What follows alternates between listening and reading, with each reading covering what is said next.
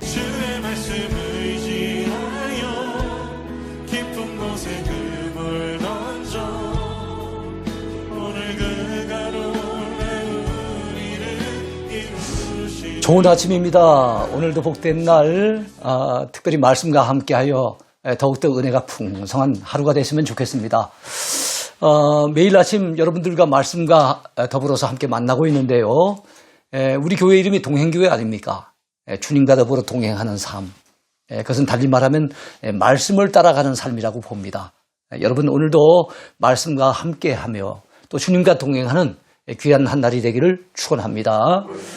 자, 오늘은 역사 가운데, 이스라엘의 역사 가운데 사사시대의 역사를 또 살펴보려고 합니다. 이제 우리가 또 다음 주가 되어지면 이제 왕정시대의 어떤 역사를 또 살펴볼 거예요. 근데 오늘은 사사시대의 역사를 살펴봅니다. 사사는 누굴까요? 사사들 가운데는 어떤 사람들이 있었을까요? 사사시대 역사의 특징은 또 어떤 것들이 있었을까요? 한번 보겠습니다. 먼저 사사의 의미를 한번 되짚어 보려고 합니다. 히브리어 가운데는 쇼페팀이라는 말로 나와요. 원래 의미는 재판관이라고 하는 그런 의미를 지녔습니다. 그러니까 사사가 하는 중대한 일 가운데 하나는 백성들에게 뭔가 문제가 생겼을 때, 다툼이 생겼을 때 그 재판하는 역할을 했다는 것이죠. 근데 재판만 하는 사람은 아니었습니다. 사사는 이스라엘이 가나안 땅을 정복한 후에 왕이 세워지기까지 한동안 지도자가 없었을 때 지도자로 활약했던 인물들, 그 인물들이 바로 사사예요. 사사인데 이스라엘의 종교와 행정과 그리고 군사와 사법에 관여를 합니다.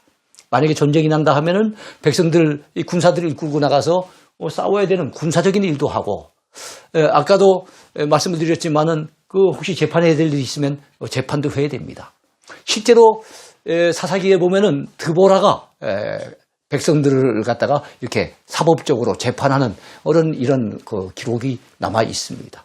그뿐만 아니라 종교적인 측면, 행정적인 측면에서 두루두루 이스라엘의 여러 가지 일들을 관여했던 그런 지도자가 바로 사사예요. 다만 이 사사는 전체 이스라엘을 다스렸다기보다는 요즘으로 친다면 좀 지방 분권이라 그러죠. 지방 자치. 그 당시 12지파가 따로 있었기 때문에 여러 지파가 함께하는 경우도 있었지만 어떤 경우는 그 한 지파 안에서 이 사사가 아까도 말씀드렸던 것, 종교적인 것, 행정적인 것, 군사적인 거나 사법적인 일에 관여를 했다는 거예요. 그러니까 전체 이스라엘을 다스리는 입장은 아니었던 것 같아요. 그래서 어느 지파를 중심으로 활약한 지방 분권의 지도자, 그런 한계를 지니고 있었던 사람이 바로 이 사사입니다. 자, 그렇다면 이스라엘의 사사들과 그 활약상을 한번 살펴보겠습니다. 제일 먼저 나오는 사사가 이제 온니엘인데요. 온니엘부터 저 뒤에 나중에 사무엘까지 쭉 한번 살펴보겠습니다. 자, 온니엘은 첫 번째 사사입니다. 그 지파를 따진다면 유다 지파예요. 여러분, 유다 지파는 이스라엘의 역사 속에서 가장 큰 영향력을 끼친 지파입니다. 나중에 후일에 다윗이 유다 지파에서 그 왕이 되지 않습니까? 그 다음에 아브라함의 후손이며 다윗의 후손으로 오시는 예수님이 혈통으로 따진다면 유다 지파에서 나신 분이거든요. 그뿐만 아니라 이스라엘 역사 속에 중요한 일들을 갖다 이 유다 지파가 많이 차지해요. 그리고 다윗 이후에 남유다의 왕들은 다 이 유다 지파 출신이에요. 거의 다가 유다 지파 출신입니다. 그만큼 유다 지파가 끼치는 영향력이 컸는데 이 온니엘이 바로 유다 지파 출신이에요. 40년 동안 활약을 합니다. 온니엘에 대해서 특별히 우리가 관심 가져야 될 것은 갈렙의 사위였다는 거예요. 갈렙의 사위. 그래서 그 당시 드빌이라고 하는 곳이 있는데 갈렙이 그 드빌을 갖다가 정복하는 그 사람을 갖다가 내 사위로 삼겠다. 그랬을 때 그 가나안 정복 전쟁이 한참 진행되고 있을 때 그야말로 그 전쟁에 나가서 결국에는 성공을 하는, 승리하는 사람이 바로 이 온니엘이거든요. 그래서 갈렙의 딸 악사를 갖다 자기 아내로 삼게 됩니다. 자, 메소포타미아 왕을 물리쳤어요. 여러분 사사시대에 참 안타까운 것은 사사시대의 역사는 가나안의 정착의 역사라고 보면 됩니다. 가나안 정복의 역사가 여호수아서에 나온다면 가나안 땅의 정착의 역사가 사사기에 나와요. 예. 여러분 우리가 교회 새신자가 와서 등록을 하잖아요. 그러면 당연히 우리 교회 신자로서 등록이 되어 있습니다. 그러나 아직까지 서류적으로는 등록이 되고 행정적으로는 등록이 돼서 우리 교인이라고 하지만 그분이 우리 교회에 완전히 뿌리를 내려서 정말로 우리 교회를 사랑하고 우리 교회를 잘 섬기는 정말 좋은 일꾼이 되려고 한다면 시간도 필요하고 또 기존의 사람들이 관심을 많이 기울여줘야 됩니다. 그래갖고 정말 우리 교회에 와서 온전히 믿음의 뿌리를 내릴 수 있도록 도와줘야 되는 거예요. 그러기까지는 시간이 필요한 거지요. 여러분 여호수아 당시에 가나안 땅을 정복했지만 아직까지 전쟁이 완전히 끝난 것도 아니고 곳곳마다 블레셋도 아직도 버티고 있지요. 그다음에 예루살렘 지역에는 아직 여부수 족속이 버티고 있죠. 좀 강대한 민족들이 아직도 여전히 버티고 있어요. 그래서 아직까지 전쟁은 끝나지 않은 가운데 있고 그 땅에 들어와서 이제 역사가 짧기 때문에 이스라엘 백성들이 뿌리를 내리기까지는 많은 시간이 필요했던 거예요. 더더욱이나 그 땅을 주신 분이 누굽니까? 하나님이시잖아요. 하나님이 약속하셔서 가나안 땅을 약속의 땅이라고 했잖아요. 하나님이 약속하셨고 그 약속하신 대로 이스라엘 백성들에게 주셨단 말이죠. 그렇다면 여러분 그 땅을 주신 분이 하나님이라면 그 땅을 계속 누리면서 그 땅에서 주인 역할을 제대로 하려고 한다면 그 땅을 주신 분 하나님 그분과의 관계를 잘 맺어야 되는 겁니다. 그런데 여러분 정말 처음에 가나안 땅을 갖다 정복할 당시 즉 여호수아와 그 시대의 어떤 앞장선 그 장로들 그 지도자들이 살아있을 때만 하더라도 정말로 하나님을 잘 섬겼던 이스라엘이었어요. 근데 세월이 흘러가니까 그 땅을 하나님께서 주셨다는 그 기억이 사라지는 거예요. 광야 생활에 그 어려웠던 그 과정들에 대한 것도 잊혀져 갑니다. 그 광야 시대의 그 어려운 가운데도 하나님께서 기적적으로 그들을 이끄셨고 가나안 땅을 갖다가 차지할 수 있도록 하나님이 역사하셨던 지나간 세월의 하나님의 어떤 손길, 하나님의 은혜 그것을 갖다 사람들이 까마득하게 잊어버리고 있는 거예요. 그러다 보니까 여러분 하나님보다는 그 땅 백성들이 원래 섬기고 있었던 다른 우상들 그런 우상들을 갖다 섬긴다든지 이런 죄악에 빠져들기 시작합니다. 참 오늘날 우리 한국교회도 선교사님들이 처음 들어와서 목숨 걸고 자기 인생을 걸고 생명을 걸고 우리에게 이 복음을 갖다 전해 주었어요. 처음 복음을 받을 때 가난했던 시절, 어려웠던 시절에 복음을 받았어요. 일제시대를 거치면서 6.25 동란을 거치면서 그 어려웠던 시절에 하나님이 주시는 놀라운 그 은총을 경험했고 축복을 경험했고 그 하나님의 도우심의 손길을 경험해서 지나간 날들 동안에 신앙생활했던 분들은 정말로 그 간증거리가 절절한 그 간증거리가 많았던 분들이에요. 그러니까 믿음 생활이 열심히 있었고 정말로 그들의 신앙이 뜨거웠었죠.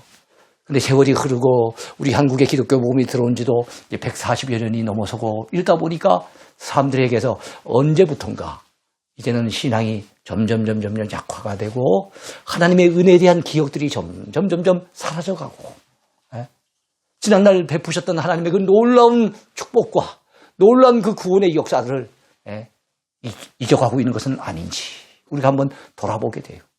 사사시대의 역사가 바로 그랬습니다.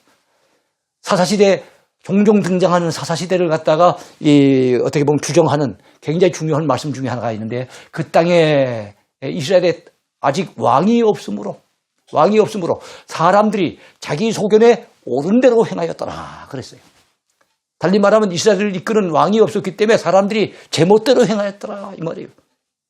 자기가 옳다고 생각하는 그 방식대로 제멋대로 행했다는 겁니다. 그야말로 무질서하고 무법천지가 돼 있었다는 거예요. 그런 시대가 바로 사사시대예요. 여러분 얼마나 안타깝습니까? 그러니까 온전히 그 땅에 뿌리를 내리지 못하고 있는 거예요. 그러니까 하나님께서 그들로 하여금 정신을 차리게 하기 위해서 하나님은 택한 백성들이 정신을 차리지 않을 때는 때로는 전염병으로 때로는 전쟁을 통해서 때로는 기근을 통해서 여러 가지 징벌을 내리시잖아요. 그러니까 오늘날 우리가 참 이 코로나 상황을 만나고 있는 것도 이게 우연이 아니지 않습니까? 분명히 뭔가 하나님의 뜻이 있다고 우리는 그렇게 믿고 있잖아요. 마찬가지로 그 당시에 이스라엘 백성들이 하나님을 떠나서 범죄하고 우상 숭배하고 하나님의 은혜를 까마득하게 잊고 있을 그 당시에 우리 하나님께서는 주변에 있는 다른 나라들, 다른 민족을 일으켜가지고 이스라엘을 갖다가 공격하도록 침공하도록 하나님이 그렇게 역사하신 거예요. 예. 그래서 제일 먼저 쳐들어왔던 나라 왕이 메소포타미아. 메소포타미아 왕 구산 리사다임. 나라도 이름이 길지만 왕 이름도 참 길죠. 구산 리사다임. 예. 바로 그 구산 리사다임을 갖다가 격파를 하고 이스라엘을 건져낸 사람이 누구예요? 첫 번째 사사인 온니엘이었다는 거예요. 온니엘. 예. 그래서 하나님은 이 사사기를 보면 그래요.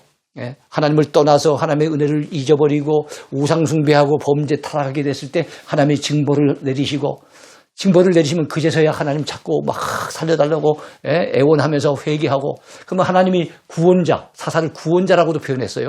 구원자 사사를 세우시고, 그 사사가 다스리는 동안은 또 태평한 세월이 되어지고 그 나라가 안정을 되찾고, 또 살만하니까 또, 그래서 사사기에 자주 나오는 말이 뭔가 하면 또 다시 이런 말입니다. 또 범죄하고 다시금 타락하고. 야, 사람이 이상하죠. 참 사람의 어떤 기본적인 죄악성, 그것이 바로 좀 살만하면은 하나님을 잊어버리고 제멋대로 행하려고 하고, 세상의 쾌락에 푹 빠져서 하려고 하고 하는 이런 어떤 죄악된 본성이 사람에게 있는 것 같아요. 사사기의 역사를 통해서도 우리 많이 느껴봅니다. 하나님이 정말 사사를 보내셔가지고 구원해 주시고 정말 평안을 갖다가 허락해 주셨으면 계속해서 그 신앙을 유지하면 좋겠는데, 좀 살만하면 또 넘어지는 거예요. 그러니까 성경은 선줄로 생각하는 자는 넘어질까 조심하라 그랬잖아요. 잘 나갈 때 조심해야 됩니다. 형통할 때 교만해지지 않도록 우리가 조심을 해야 되겠죠. 자, 두 번째 사사입니다. 이 번째 사사는 왼손잡이 사사입니다. 베냐민 지파 출신이에요. 80년 동안, 그러니까 사사기에 나와 있는 사사들 가운데 가장 오랫동안 맹활약을 합니다. 이 사람이 바로 에훗이에요.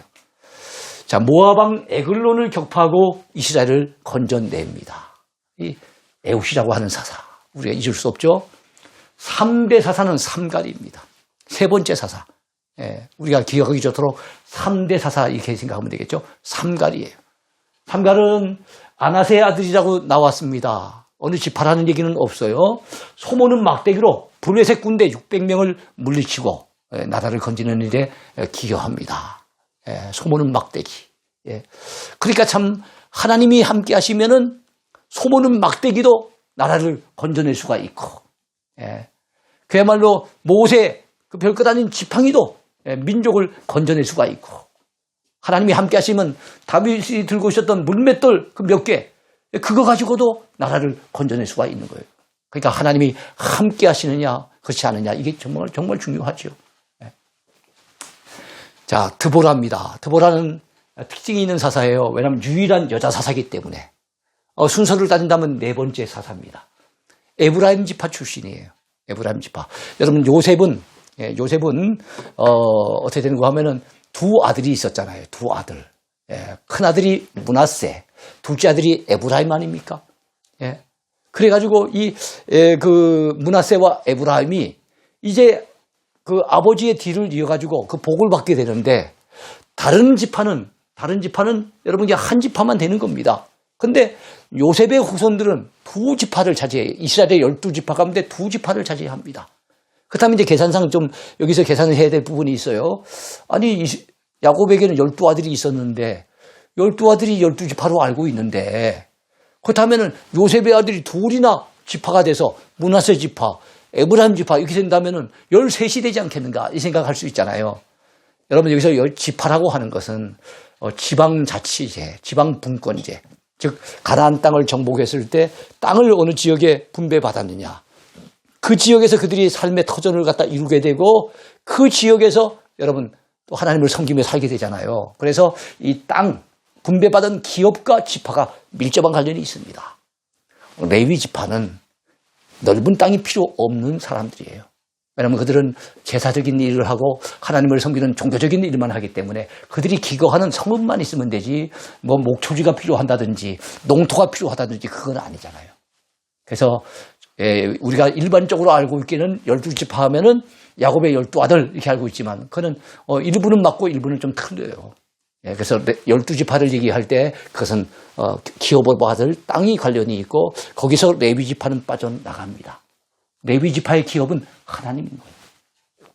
하나님을 섬기는 종교적인 일을 하는 사람들에게 성경은 하나님, 여호와 하나님이 너희의 기업이다 이렇게 말씀해요. 그래서 그 땅을 분배받는 것은 레위는 빠지고 대신에 요셉의 두 아들인 므낫세와 에브라임이 들어가는 거예요. 그걸 꼭 기억하시기 바랍니다. 자, 그 가운데 그래서 드보라는 에브라임 지파 출신이에요. 약 40년 동안 활약을 합니다. 가나안 땅 야빈을 격파하고 이스라엘을 건져내는 여자 사사, 드보라죠. 자, 이번엔 기드온입니다. 5번째 사사인데 제일 그 당시에 인기가 높은 사사였어요. 300명밖에 안 되는 적은 수의 군사를 이끌고서 정말로 미디안에 엄청난 군대를 물리친 거예요. 므낫세 지파 출신입니다. 요셉의 후손이라 볼 수 있겠죠. 40년 동안 활약을 했어요. 성경에는요 40이라고 하는 것이 참 많이 나와요. 모세도 40년 동안 광야에서 그는 80세에 부름받아서 120세까지 40년 동안 하나님 앞에서 사역을 감당했고요. 그 다음에 사울왕 40년, 다윗왕 40년, 솔로몬왕 40년, 다 40년 동안씩 왕으로서 다스렸어요. 그것뿐만 아니라 아까 온니엘도 그랬고, 그 다음에 기드온도 그랬고, 조금 전에 드보라도 그렇고, 다 40년 동안도 사사를 하잖아요. 그래서 이 40년이라고 하는 것은 다 모든 사람에게 동일한 것은 아니지만 하나님께서 한 민족을 훈련시키는 광야 40년 아니면 한 사람에게 어떤 기회를 왕으로서 기회를 주시는 40년 뭔가 이 40년이라고 하는 것은 상당히 의미가 있는 그런 기간이라고 여러분 참고하시기 바랍니다. 자, 300명 요사를 이끌고 미디안 왕 세바와 살문나를 물리치고 이스라엘을 건져냅니다. 그 당시 그들이 가졌던 그 무기라 그럴까요? 무기가 뭐겠습니까? 별것 없었어요. 항아리 속에 횃불을 감춰놨죠.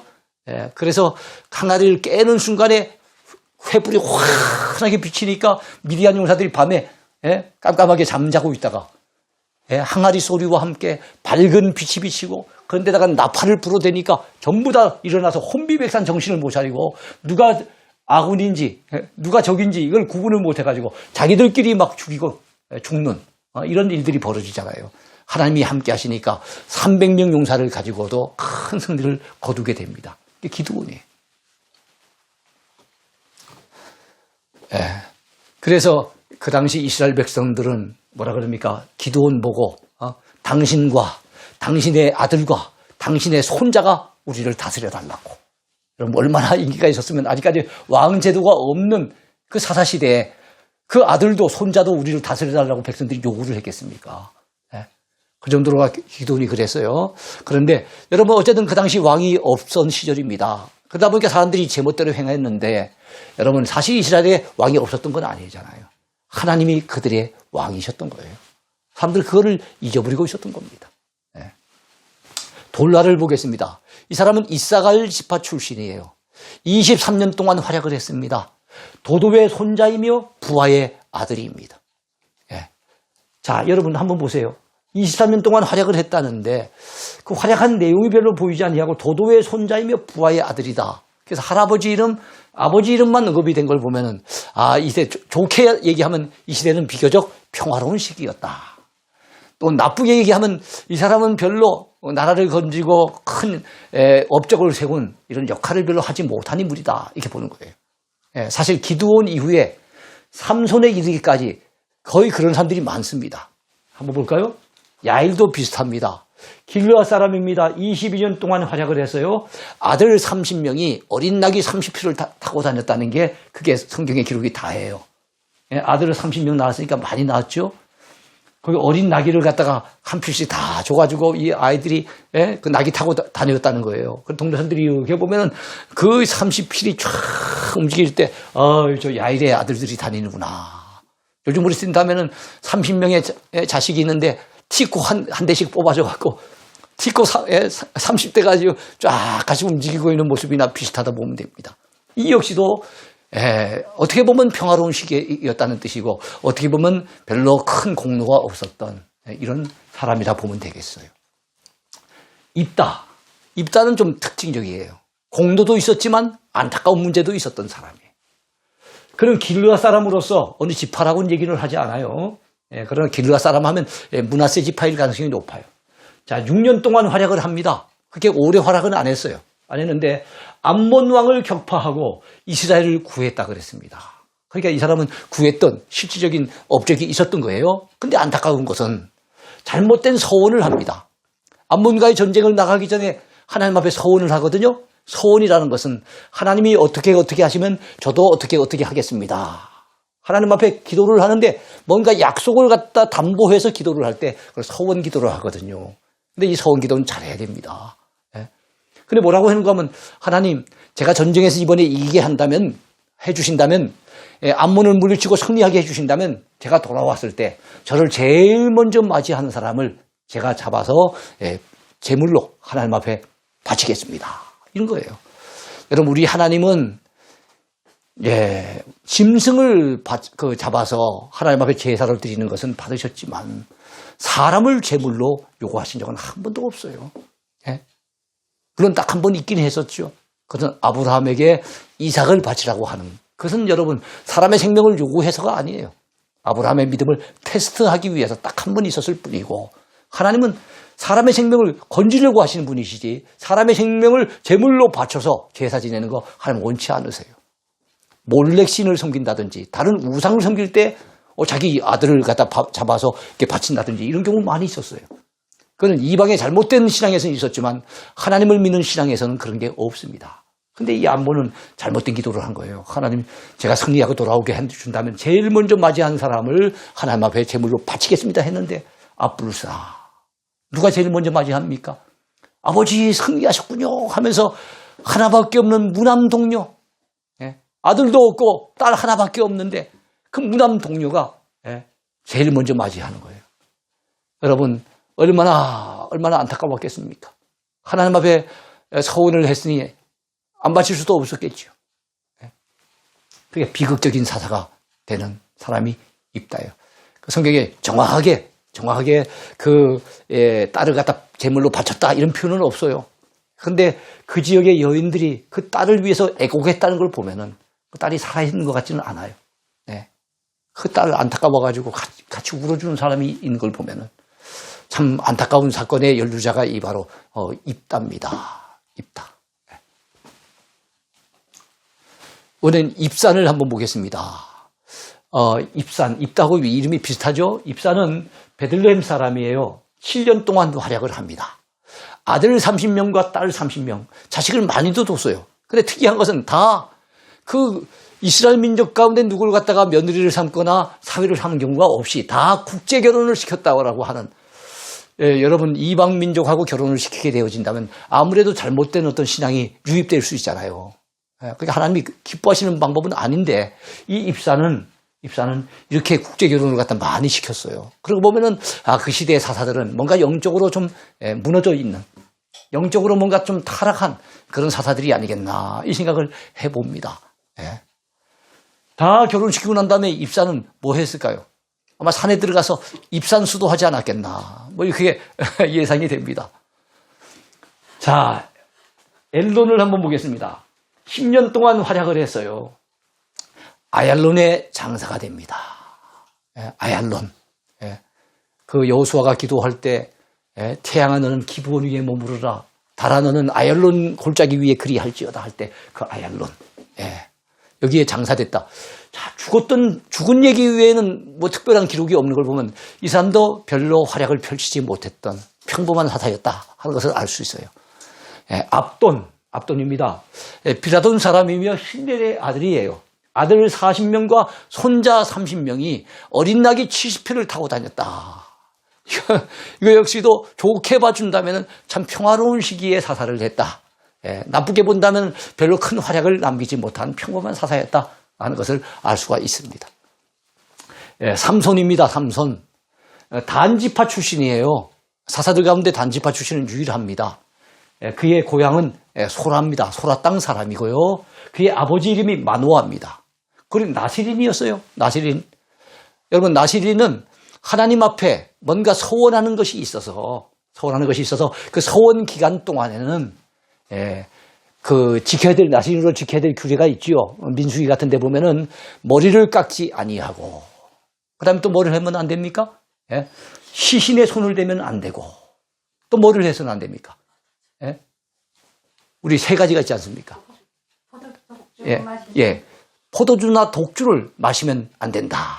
이것이 나시린이 꼭 지켜야 될 부분 아니겠습니까? 자, 그런데 삼손은 그걸 갖다가 다짐을 한 거예요. 그래서 우리가 나시린 하면 일평생 나시린이라 생각하기 쉬운데 그게 아닙니다. 어떤 사람은 1년 동안, 어떤 사람은 3년 동안, 어떤 사람은 7년 동안 자기가 정할 수 있었어요. 물론 일평생 나시린으로 산 사람도 있었겠지요. 40년 동안 활약을 합니다. 블레셋을 격파했어요. 그래서 삼손이 물리친 대상하면 블레셋입니다. 그리고 이스라엘을 구했어요. 사실은 가나안 족속은 아니지만 가나안 땅에 사는 사람들 가운데 이스라엘을 가장 괴롭혔던 이웃의 민족은 이 블레셋이라 보면 되겠어요. 자, 그런 특별히 안타까운 것은 힘이 장사합니다. 하나님께서 힘을 엄청나게 주셔가지고 그래서 낙이 턱병 하나로 가지고 1000명을 갖다 물리치기도 하고 그럴 정도로 갖다가 힘이 장사인데 문제는 그는 여인에게 약했어요. 이성에게 약했습니다. 그래서 거쳐갔던 여인이 딥나의 여인, 제일 먼저 아내로 삼았던 사람이죠. 그 다음에 가사의 기생, 소래 꼴짜기에 들리다. 이런 사람들이 바로 이 여인들과 더불어서 다 블레셋 여인들입니다. 연문을 뿌리다가 결국엔 자멸의 길을 걷잖아요. 자기의 힘의 원천에 대해서 궁금히 여긴 블레셋 사람들이 첩자를 파견하죠. 그게 누굽니까? 들리라잖아요. 이 들리다가 들리라 말라한 그런 아주 부드러운 소리로 달콤한 소리로 갖다가 그 도대체 힘의 원천이 뭐냐라고 물었을 때 결국에는 토설하고 말잖아요. 그래서 여러분 두 눈이 뽑힌 채로 끌려가서 참 연자맷돌을 돌리는 그 삼손을 보세요. 물론 하나님께서 마지막에 그 원수를 갚을 수 있도록 마지막에 힘을 주셨긴 하지만 참 안타까워요. 세상에 한눈 팔다가 두 눈이 뽑힌 바 되어진 안타까운 인물. 그 사람이 누굽니까? 바로 이 삼손이에요. 그다음에 엘리가 있습니다. 삼손보다 더 안타까운 인물이죠. 레위 지파 출신입니다. 그는 제사장이면서 사사 역할을 했어요. 그의 아들 홈리와 비느하스가 타락의 길을 걸었는데 그것을 막지 못했어요. 그래서 블레셋에게 법궤를 빼앗깁니다. 이스라엘 역사 속에 법궤를 빼앗겼다. 우리 군대로 친다면 전쟁이 났는데 군기를 빼앗긴 것보다도 더 충격적인 일이에요. 더 불명예해요. 하나님이 함께 하시는 임재의 상징인 법궤를 적에게 뺏겼으니 얼마나 안타까운 일입니까? 그 소식을 전해 듣고 자기 두 아들이 그 전쟁에서 죽었다는 소식과 법궤를 빼앗겼다는 소식을 그 충격적인 소식을 전해 듣고 결국에는 의자에 앉아있다가 쓰러져서 결국엔 목뼈가 부러져서 죽게 된 사람 엘리예요. 그 당시 그의 나이 98세. 그의 며느리가 자식을 낳았는데 자식을 낳으면서 죽어갑니다. 그러면서 그 이름을 뭐라고 짓습니까? 이가봇이라는 말은 이스라엘에서 하나님의 영광이 떠났다는 거예요. 그러니까 여러분 이 엘리 시대는 영적으로 정말 어두운 시대, 이스라엘 가운데 하나님의 영광이 떠나버린 시대, 달리 말하면 이가봇 시대라고 얘기할 수 있어요. 안타까운 시대죠. 근데 이 시대를 갖다 돌이킨 인물이 드디어 나타납니다. 어떻게 보면 마지막 사사라고 볼 수 있는 거예요. 그리고 사울 왕과 그 다음에 또 이 다윗에게 기름을 부어가지고 왕정시대의 기초를 놓았던 그 사람이 바로 사무엘이죠.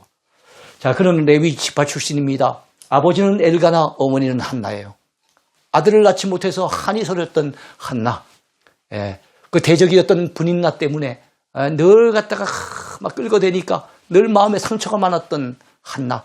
아마 사람마다 이 분인나라고 하는 존재가 있을 수 있을 거예요. 나를 갖다가 괴롭히고 힘들게 하고 나의 마음에 상처를 주고 그 사람 때문에 너무 참 힘겨운 이런 대상이 있을 수 있습니다. 자, 역시 사무엘도 나시린이었어요. 여러분 뭐 한나 얘기하다가 좀 이제 지나갔습니다만 그 한나가 그런 아픔과 그런 절절한 고통을 안고서 하나님 앞에 가서 자기 마음을 통하면서 간절하게 기도함으로 어떻게 됩니까? 그 사무엘을 얻게 되잖아요. 자, 그런데 이 사무엘은 이스라엘의 정말로 위대한 믿음의 영도자가 됩니다. 블레셋을 격파하고 이스라엘을 구해내죠. 과거에 승리하고 법궤를 빼앗겼던 그때를 생각하고 블레셋이 자신만만해서 막 그 공격을 했거든요. 새로운 지도자가 세워졌다니까 어디 한번 공격해보자 싶어 공격해왔는데 이번엔 지도자가 다르잖아요. 예? 깨어있는 지도자가 아닙니까? 영적으로 무장된 지도자가 아닙니까? 하나님이 들어 쓰시는 지도자가 아닙니까? 그래갖고 결국엔 큰 승리를 거둡니다. 예? 그래갖고 여러분 그 재단을 세우는데 그 재단의 이름을 갖다 뭐라고 얘기합니까? 에베네셀. 예? 예? 그 기념비를 세우는데 에베네셀이라 그랬어요. 여호와께서 여기까지 도우셨다. 하나님이 여기까지 우리를 도우셨다라고 하는 에베네셀이라고 하는 기념비를 세우지요. 바로 그 시대가 에베네셀의 시대가 되게 된 것이에요. 예? 그러면서 참 그 사무엘은 백성들을 불러 모아가지고 미스바라고 하는 곳에서 여러분 대성회를 엽니다. 회개 운동을 일으킵니다. 영적인 부흥 운동을 일으킵니다.